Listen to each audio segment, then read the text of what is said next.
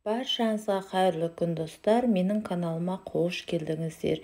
Бүгін сіздермен үй жағдайында дайындалатын сырдың рецептімен бөлісетін боламын. Ол үшін видеоны соңына дейін көріп, тіркелмеген жаңа көрермен болсаңыздар, тіркеліп алуды ұмытпаңыздар. Осындай қазақша каналдардың дамуына аз да болса өз үлестеріңізді қоса кетіңіздер. Жасалу жолы өте оңай, бар болғаны 1,5 литр сүтпенен осыншама сыр жасап алдым. Өте керемет болып шықты. Дәмді, ерекше, енді дәмінде сөз жоқ. Сіздер де менімен бірге жасап көріңіздер. Ең алдыменен 1,5 литр сүтімізді осылай сүзгіштен өткізіп аламыз. Міндетті түрде қолдың таза сүті болу керек. Сонда сіздердің сырларыңыз өте дәмді, әдемі болып шығады. Осылай сүзіп болған сүтімізді газге жақсылап пісіретін боламыз. Енді үстіне салатын салмасын дайындайтын боламын. Бізге 3 жұмыртқа қажет болады. 3 жұмыртқамызды осылай жарып аламыз. Сөйтіп оны жақсылап араластыратын боламыз.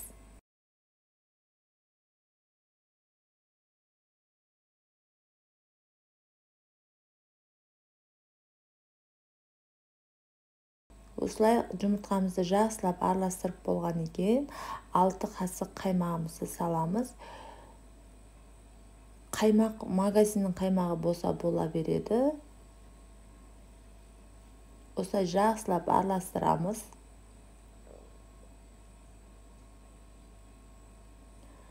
Міндетті түрде жасап көріңіздер. Мені видео ұнаса лайк басып, комментария жазып, тіркелмесеңіздер тіркеліп, осындай қазақша каналдардың дамуына аз да болса өз үлестеріңізді қоса кетіңіздер. Осылай біздің сүтіміздің үстіне 1 қасық тұзымызды саламыз. Өздеріңіз көріп тұрғандай. Енді осыны жақсылап араластырып, қайнататын боламын. Осылай қайнап тұрған сүтіміздің үстіне енді дайындаған салмамызды салатын боламыз. Жақсылап араластырып, осылай 5 минут қайнатамыз. 5 минуттан кейін осындай түске енеді. Өздеріңіз көріп тұрғандай. Енді біздің сырымыз дайын болды. Енді оны астын өшіріп, осылай сеткаға құятын боламыз. Өздеріңіз көріп тұрғандай. Осылай сүзіп алып, осылай сеткаға, болмаса марлыға құйсаңыздар да болады. Осылай құйып аламыз бәрін, суын сүзіп, үстінен сүзіп аламыз.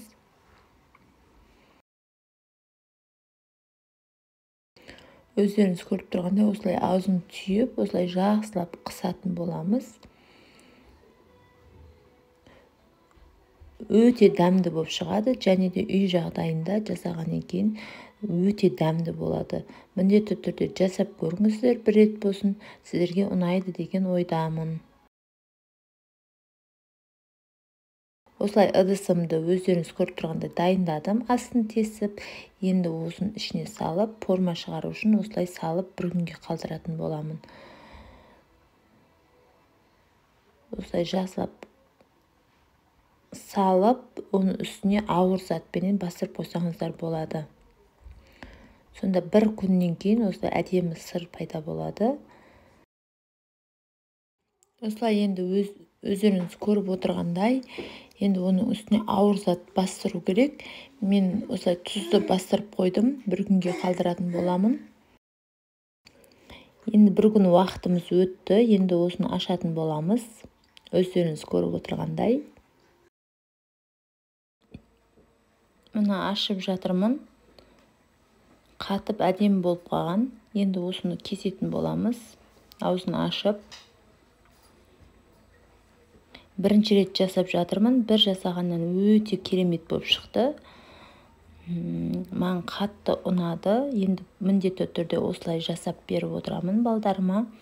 Сырды магазиннен сыр алғанша осылай өздеріңіз табиғи қолдан жасалған сырға жетпейді екен.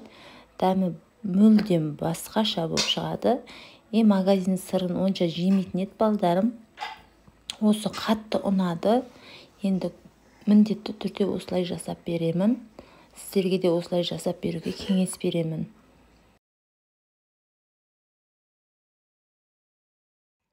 Қараңыздаршы, өздеріңіз көріп отырғандай өте күшті болыпты.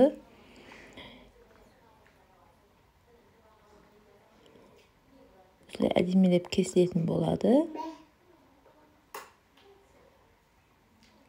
Үй жағдайында осылай жасап жесеңіздер болады.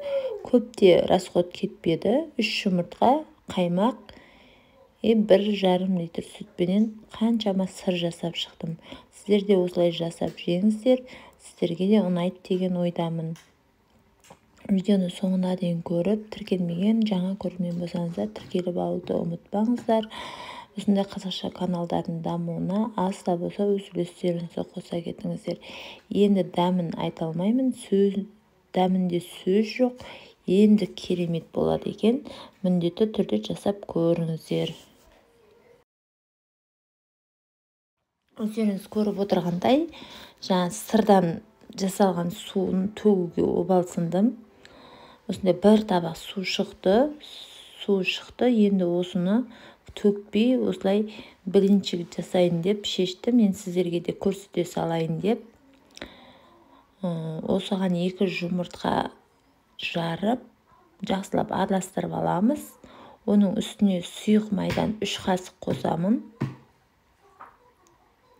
Оны да жақсылап араластырып аламын.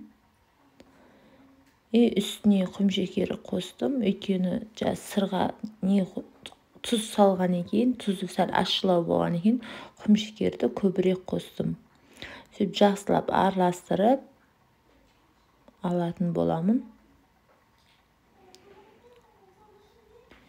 Өздеріңіз көріп тұрғандай, осы сары суына енді жұмыртқамызды салатын боламыз араластырған.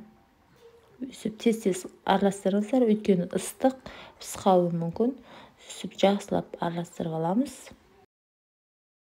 Енді ағарған сиырдың сүті ғой деп төгуге обалсынып, осылай блинчик жасап тастадым. Сіздер де осылай жасаңыздар. Ұным алдын ала еленген, және ұнымызға 1 қасық содамызды жақсылап араластырып алып салатын боламыз. Осылай аздан сала отырып, осылай жақсылап араластыратын боламын. Өздеріңіз көріп отырғандай.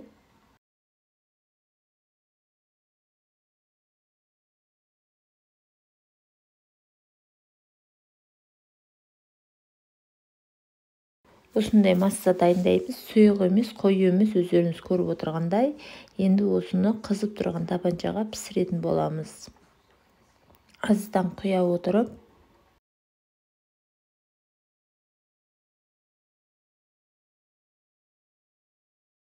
Осылай шеті қызардау дегенде осылай екінші бетін аударатын боламыз жайменен.